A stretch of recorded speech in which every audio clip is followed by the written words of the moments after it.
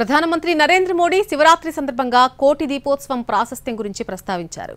భక్తి టీవీ ఆధ్వర్యంలో జరిగిన కోటి దీపోత్సవం వేదికను దేశ ప్రజలతో పంచుకున్నారు.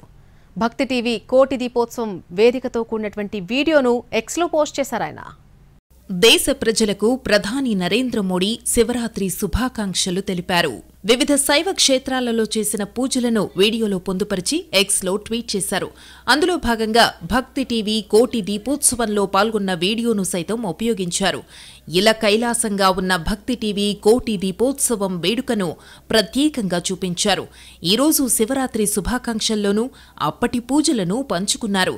దేశ ప్రజలందరికీ సుఖ సంతోషాలు కలగాలని, అభివృద్ధి చెందిన భారతదేశంగా రూపొందేందుకు ఆ పరమశివుడు శక్తినివ్వాలని ప్రధాని ఆకాంక్షించారు. నాడు ప్రధాని భక్తి టీవీ కోటి దీపోత్సవ వేడుకను కాశీ విశ్వేశ్వరుడి ఆలయంతో పోలుస్తూ కీర్తించారు.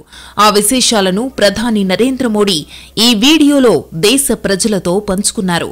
2023లో అంటే ఏడాదిన్నర క్రితం భక్తి టీవీ కోటి దీపోత్సవానికి ప్రధానమంత్రి నరేంద్ర మోడీ ముఖ్య అతిథిగా హాజరయ్యారు. కార్తీక పౌర్ణమి రోజున కోటి దీపోత్సవంలో పాల్గొనడం అదృష్టంగా భావిస్తున్నానని అన్నారు. ఆ దేవదేవుడి దీవెనలతో తానీరోజు ఇక్కడ ఉన్నానని తెలిపారు.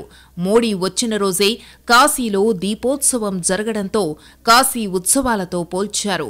తిరుమల శ్రీనివాసుడి దర్శన భాగ్యం కలిగిందని, శ్రీనివాసుడి దర్శన భాగ్యం మాటల్లో చెప్పలేనిదని ఆనాడు తన మనసులో మాటను చెప్పారు.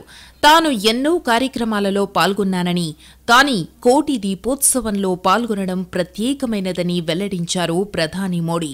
శ్రీశైలం నుంచి వేములవాడ వరకు, భద్రాద్రి నుంచి అలంపూర్ వరకు ఆధ్యాత్మికత వెల్లివిరిసిందని కొనియాడారు.